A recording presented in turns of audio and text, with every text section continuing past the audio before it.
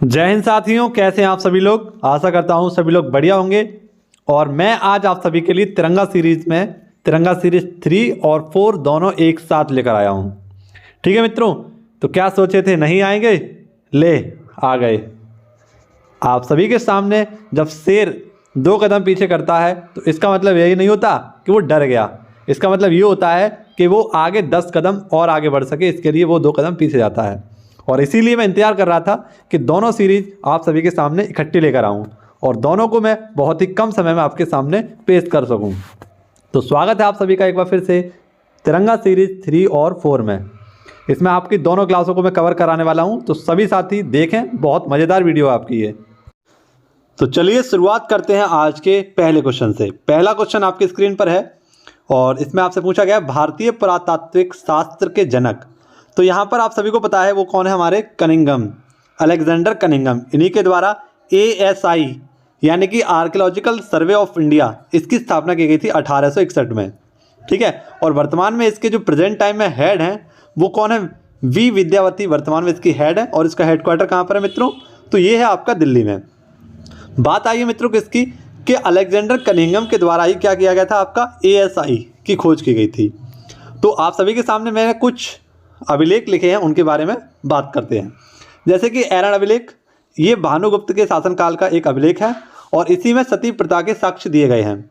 यानी हमें पहली बार सती प्रथा के जो साक्ष्य मिले हैं वो एरन अभिलेख में ही मिले हैं।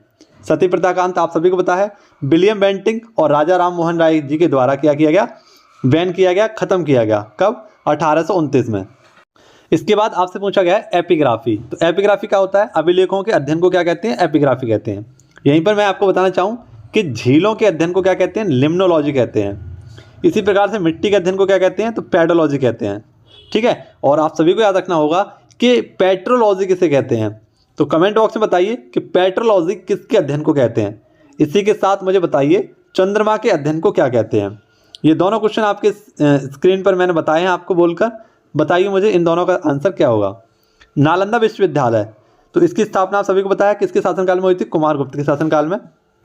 इसके साथ आपका प्रयाग प्रशस्ति, समुद्रगुप्त, इनके शासनकाल में इसे लिखा गया था। प्रयाग प्रशस्ति को किसके द्वारा, हरिसेन के द्वारा। और समुद्रगुप्त को ही भारत का नेपोलियन कहा जाता है। और सिक्कों पर बीड़ा बजाते समय ये चित्र जो अंकित करवाया है वो किसने कराया है, समुद्रगुप्त ने ही कराया है। इसके बाद अगला क्वेश्चन था आपका, ये भी आपका अभिलेख से ही है। ऐहोल अभिलेख पुलकेशियन सेकंड के द्वारा लिखवाया गया था, ऐहोल अभिलेख। और आप सभी को पता होना चाहिए कि पुलकेशन द्वितीय को, माफ करना, पुलकेशन द्वितीय के द्वारा किस फेमस राजा को हराया गया था, तो वे थे हर्षवर्धन। इनको हराया गया था किसके द्वारा, पुलकेशन सेकंड के द्वारा। इसी के साथ कुछ मंदिर शैलियां हैं आपकी, जैसे कि नागर शैली, बेसर शैली और द्रविड़ शैली। उत्तर में जो मंदिर बनते हैं उसे हम बोलते हैं क्या, नागर शैली। मध्य में जो आपके मंदिर बनते हैं उन्हें हम बोलते हैं बेसर शैली। और आप सभी को याद रखना है दक्षिण में जो आपके मंदिर बनते हैं उनकी शैली होती है द्रविड़ शैली।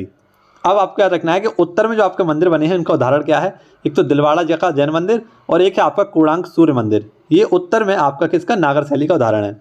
वहीं पर द्रविड़ शैली की अगर उदाहरण की बात करें तो बहुत ही आपका फेमस है मीनाक्षी मंदिर। ये मीनाक्षी मंदिर आपका तमिलनाडु मदुरई में है। और यहाँ के द्वारों को क्या कहा जाता है, तो गोमुरम यहाँ पर कहा जाता है, गोमुरम यहाँ के मंदिरों को कहा जाता है। अगर बेसर शैली की बात करें तो बेसर शैली का बहुत ही फेमस उदाहरण है आपका होयसला मंदिर। ठीक है, इसके बाद एक और शैली आपकी पंचायतन शैली। ये पंचायतन शैली क्या होता है, तो आप सभी लोग याद रखना पंचायतन शैली के अंतर्गत आपका जो फेमस मंदिर है वो है कंदरिया महादेव का मंदिर। और यहीं पर आप सभी को याद रखना है कि दशावतार मंदिर भी आपका पंचायतन शैली में बना हुआ है, देवगढ़ उत्तर प्रदेश में है ये। ठीक है, पंचायतन शैली ये खजुराहों के मंदिर हैं, आप सभी लोग याद रखना। और चंदेल शासकों के द्वारा बनवाए गए थे। किस राज्य में है, तो मध्य प्रदेश में। ठीक है, याद रखना कहाँ पर है, मध्य प्रदेश में। इसके बाद अगला क्वेश्चन था आपका पहिए का आविष्कार। तो पहिए का आविष्कार आपका नवपाषाण काल में हुआ था, आप सभी को पता है। मनुष्य द्वारा धातु की उपयोग जो किया गया सबसे पहले किसका किया, तांबे का किया गया। कृषि का प्रथम उदाहरण ये कहाँ से मिले हैं, तो ये आपको मेहरगढ़ से मिला है। चावल के प्रथम साक्ष्य आपको कोल्डी हवा से मिले हैं। भीमबेटका ये गुफाएं आपकी कहाँ पर है, मध्य प्रदेश में। और पुरापाषाण काल की इनकी खोज है। ठीक है, पुरापाषाण काल की ये सबसे पुरानी आपकी जो भीमबेटका की गुफाएं हैं सबसे पुरानी हैं। इसकी खोज किसने की थी? तो डॉक्टर विष्णुधर ने 1957 में इसकी खोज की थी। 2003 में भीमबेटका को वर्ल्ड हेरिटेज साइट में शामिल किया गया, यानी यूनेस्को की वर्ल्ड हेरिटेज साइट में भी शामिल किया गया। इसके बाद अगला क्वेश्चन था आपका, क्या था? सिंधु घाटी सभ्यता, इसे कांस्ययुगीन सभ्यता बोलते हैं, ठीक है, इसे हड़प्पा सभ्यता बोलते हैं, और इसके साथ साथ इसे कपासी सभ्यता भी बोलते हैं। आद्य ऐतिहासिक काल से ये संबंधित है आपकी, ठीक है। इसके बाद गौतम बुद्ध से संबंधित आपके सारे प्रश्नों पर हम चर्चा करेंगे। जैसे एशिया का ज्योतिपुंज किसे कहा जाता है? तो एशिया का ज्योतिपुंज या लाइट ऑफ एशिया किसे कहा जाता है? गौतम बुद्ध को कहा जाता है। जन्म कहाँ हुआ था? लुम्बिनी में हुआ था। बचपन का नाम क्या था? सिद्धार्थ था। ज्ञान की प्राप्ति कहाँ हुई? तो निरंजन नदी के तट पर बोधि वृक्ष के नीचे इन्हें क्या हुआ? महाज्ञान की प्राप्ति हुई। इसके बाद ग्रह त्याग की घटना को क्या कहते हैं? तो महाभिनिष्क्रमण कहते हैं। ज्ञान की घटना को निर्वाण कहते हैं। और प्रथम उपदेश जो उन्होंने दिया था उसको धम्म चक्र प्रवर्तन के नाम से जाना गया। और पहला उपदेश उन्होंने कहाँ दिया? सारनाथ में। सर्वाधिक कहाँ दिए थे? तो आपके श्रावस्ती में।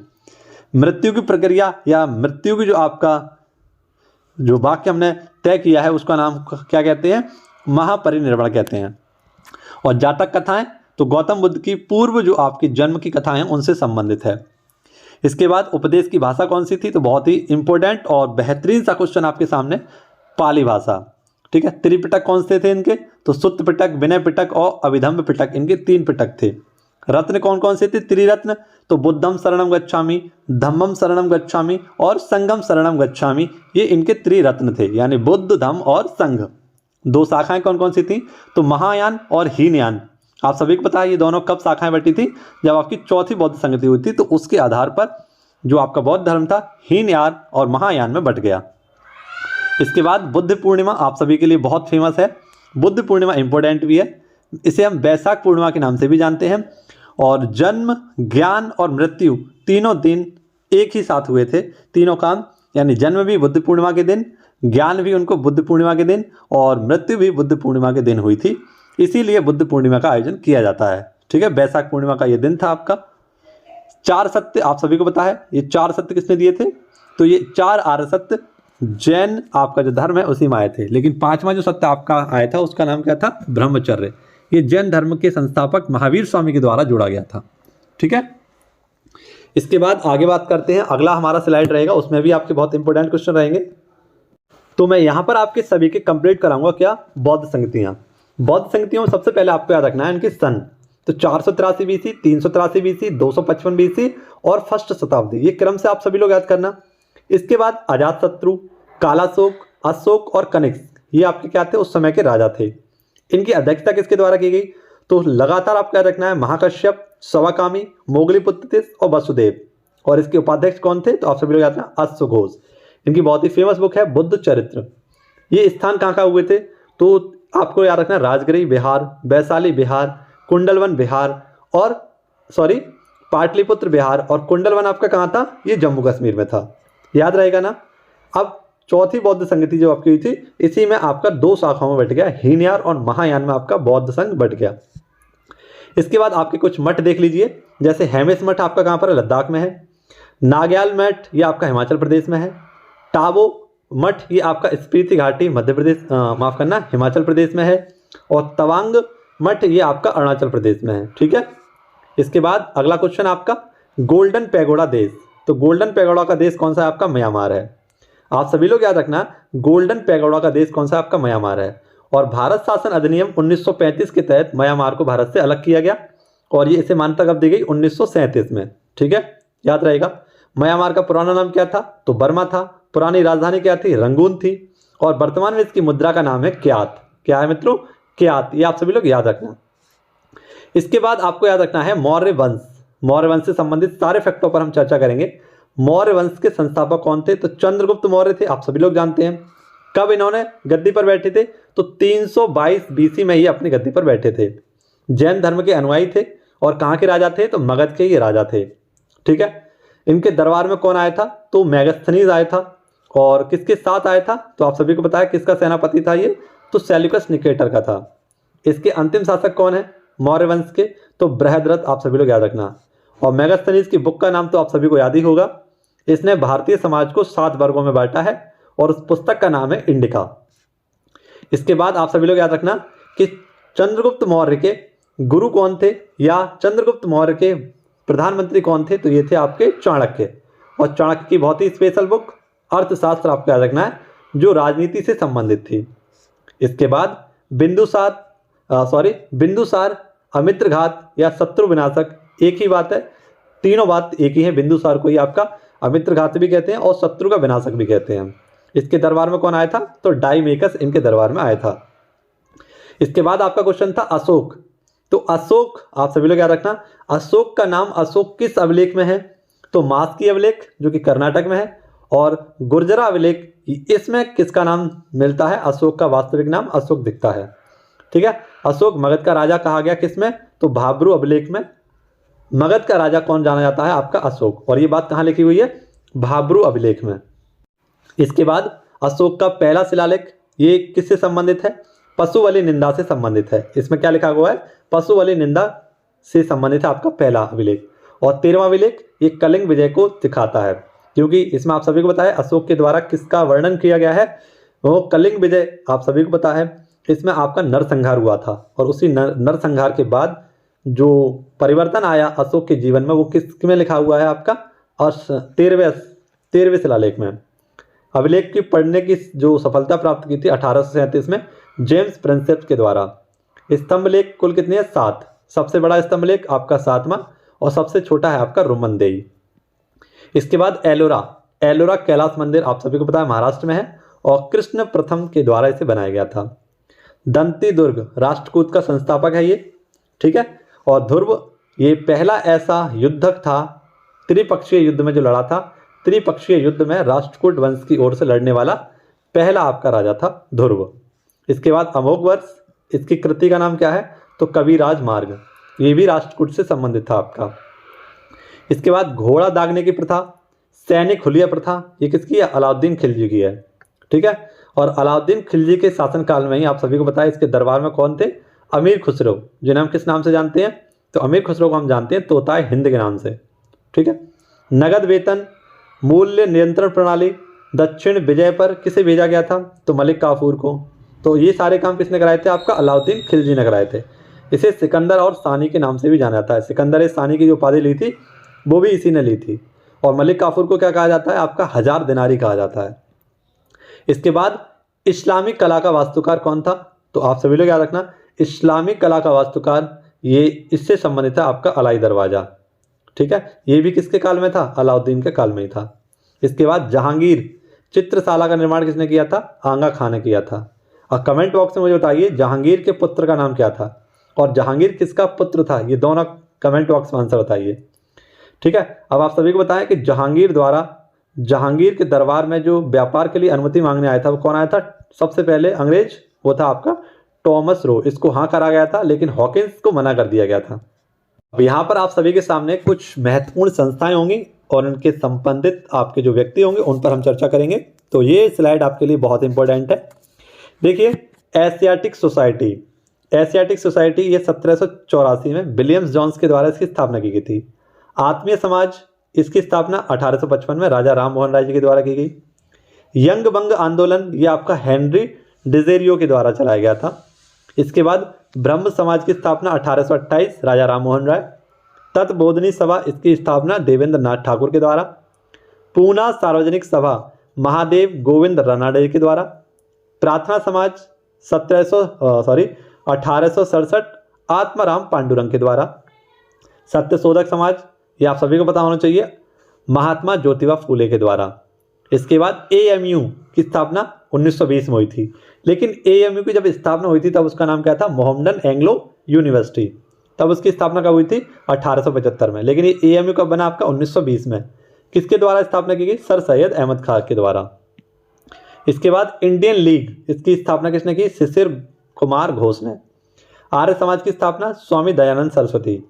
थियोफिजिकल सोसाइटी की स्थापना मेडक ब्लावास्टकी और कर्नल अलकाट के द्वारा की गई थी। इसके बाद भारतीय राष्ट्रीय कांग्रेस, इसकी स्थापना 1885 में एओ ह्यूम के द्वारा की गई। इसके बाद बॉम्बे प्रेसिडेंसी एसोसिएशन, इसकी स्थापना फिरोज शाह मेहता इनके द्वारा की गई थी, ठीक है। इसके बाद वेल्लूर मठ स्वामी विवेकानंद जी के द्वारा इसकी स्थापना की गई। इसके बाद रामकृष्ण मिशन 1897 में स्वामी विवेकानंद जी के द्वारा की गई। इसके बाद अभिनव भारत, इसकी स्थापना वीडी सावरकर के द्वारा। और सर्वेंट ऑफ इंडियन सोसाइटी, इसकी स्थापना गोपाल कृष्ण गोखले के द्वारा। मुस्लिम लीग की स्थापना 1906 में आगा खां और सलीम अली के द्वारा की गई थी। इसके बाद आपका क्वेश्चन था गदर पार्टी। गदर पार्टी की स्थापना कब की गई थी? 1913 में सैन फ्रांसिस्को में इसकी स्थापना की गई लाला हरदयाल और सोहन सिंह के द्वारा। होम रूलिंग, इसकी स्थापना 1916 में एनी बेसेंट और बाल गंगाधर तिलक जी के द्वारा की गई।